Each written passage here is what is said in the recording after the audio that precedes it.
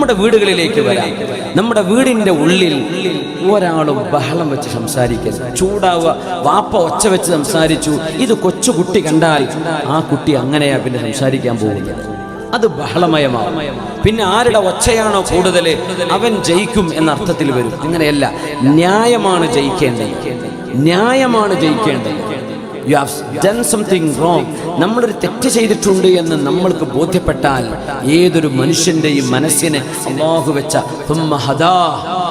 നന്മയും തിന്മയും മനസ്സിലാക്കുന്ന ഒരു ഹിദായത്ത് അല്ലാഹു കൊടുത്തിട്ടുണ്ട്. അത് ഏത് കുട്ടിക്കും ചെയ്തത് തെറ്റാണെന്ന് ബോധിപ്പിച്ചു കൊടുത്താൽ മതി. അതിന് ആജാനുബാഹുവായി സിംഹം പോലെ വന്നിരിക്കേണ്ട ഒരു ആവശ്യമില്ല. അത് കാര്യമായി പറഞ്ഞു കൊടുത്താൽ അത് സാധ്യമാണ്. അല്ലാഹു നമ്മളെയൊക്കെ നല്ല വാപ്പമാരും നല്ല ഉമ്മമാരുമാക്കി തരട്ടെ.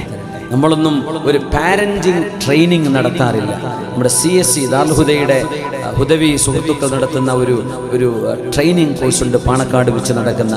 വിവാഹം കഴിക്കാൻ പോകുന്നവരും വിവാഹിതരായി കഴിഞ്ഞവരും ഖത്തീബ് ഉസ്താദുമാർക്കും ഖത്തീബാകാൻ പോകുന്നവർക്കൊക്കെയുള്ള ട്രെയിനിങ് നടക്കാറുണ്ട്. എങ്ങനെ ഒരു നല്ല വാപ്പയാവാം. നമ്മളൊക്കെ കുട്ടിയായി വിശേഷമുണ്ട് എന്ന് അറിയുമ്പോഴാണ് ഞാൻ വാപ്പയാൻ പോവുകയാണല്ലേ, കുട്ടിയായി, പിന്നെ അടുത്ത കുട്ടിയായി, രണ്ടാമത്തതായി, അങ്ങനെ പോകുക എന്നല്ലാണ്ട് ഒരു നല്ല വാപ്പയാവാൻ, ഒരു നല്ല ഉമ്മയാവാൻ എന്തൊക്കെ അറിയണം എന്ന് നമ്മുടെ നാട്ടിൽ, നമ്മുടെ സമൂഹത്തിൽ പല ആൾക്കും അറിയില്ല എന്നതാണ് വസ്തുത. കുറേ പ്രസവിച്ചിട്ടുണ്ട്, കുറേ കുട്ടികളുടെ വാപ്പയാണെന്ന് വാപ്പ പറയും. ഞാൻ ഇത്ര 3 പെറ്റ ഉമ്മയാണെന്ന്, 4 പെറ്റ ഉമ്മയാണെന്ന് ഭാര്യ പറയും.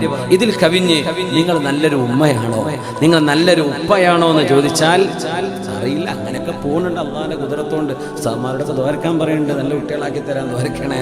അത്രേ നമ്മുടെ കയ്യിലുള്ളൂ. അതെങ്കിലും ഇരിക്കട്ടെ, അള്ളാഹു അതുകൊണ്ടെങ്കിലും നമ്മൾ സലാമത്താക്കി തരട്ടെ.